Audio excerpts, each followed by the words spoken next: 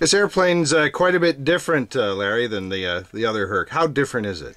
Oh, it's incredible, and we've proven how different it is in combat, actually. And I think the biggest noticeable difference is how much extra power it has.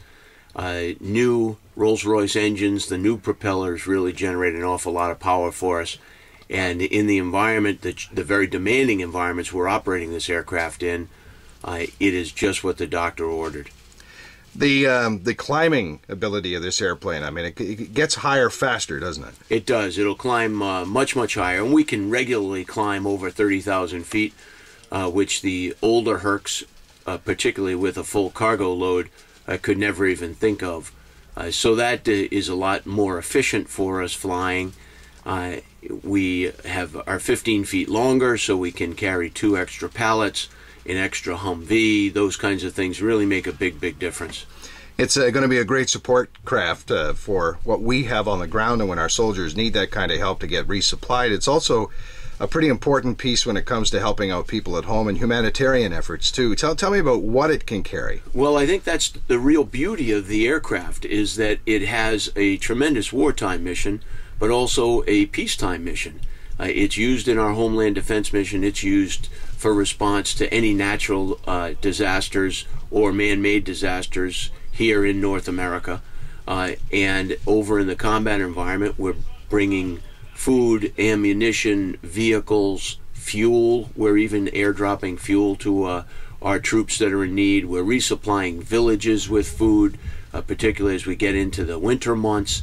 So it's a tremendously versatile aircraft, as it's proven throughout its long and glamorous life.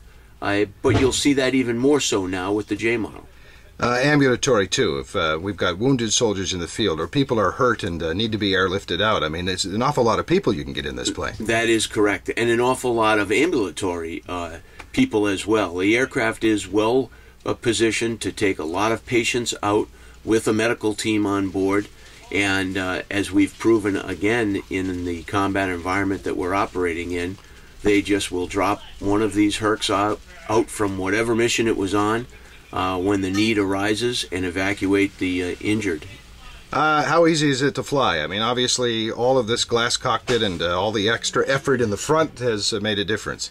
Well, you know, it's for an old guy like me, it's all computerized, and that's a little foreign, but the kids love it.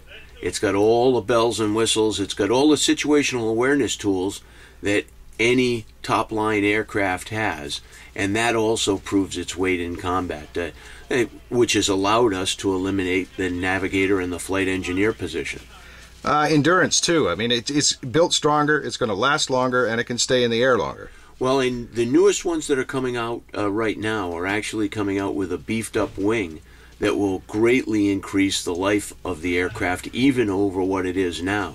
And as you know, these aircraft, we transitioned from 1963 model aircraft that were flying the missions day in and day out to this brand new aircraft. So we expect a very, very long life out of this plane. You share a lot of fun, friendship, camaraderie with your Canadian counterparts. You're going to get a chance to see them up close and personal again in Rhode Island. I know you love the sport of hockey. I mean, you're looking forward to hosting some Canucks? We actually are. Right now we're talking with the Canadians about being their international training base, where they would go through their initial schooling, and then the Canadian flight crews would come to Rhode Island for a period of 4 to 5 months and get their seasoning training until they have enough aircraft up in Canada. Because of course that pipeline, that assembly line, is pumping out those aircraft as fast as it can, but it still takes a while to build a C-130, so it's going to be a period of time before they have enough aircraft to field a full squadron. In the interim, we're going to try to help out and share all our experiences with our good friends across the border. Larry, thank you. Thanks very much, Rick. Good talking to you as always.